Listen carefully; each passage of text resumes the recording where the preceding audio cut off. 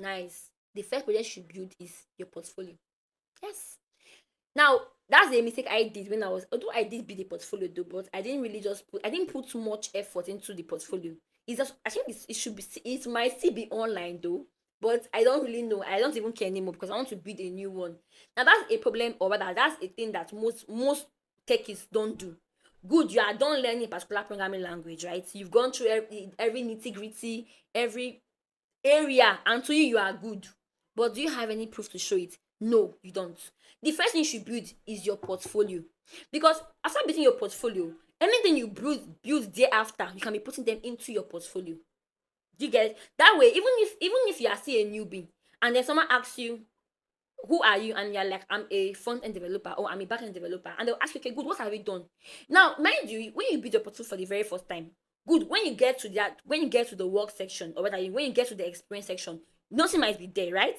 Nothing will definitely be there because that's your first time of building something. Nothing will be there. But the fact that you're able to build that portfolio website shows that you have done something. Do you understand?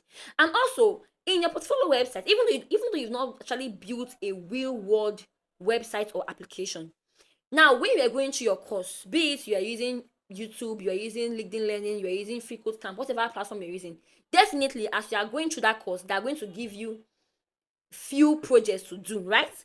Those projects you have done, you then put them into your portfolio. That way, even if you are a newbie, even if you are a fresh graduate from any particular tech skill, you can still get a job because you now have something to show. So if anyone asks you, even if your friends ask that, I'm like, what can you do? I have built my portfolio.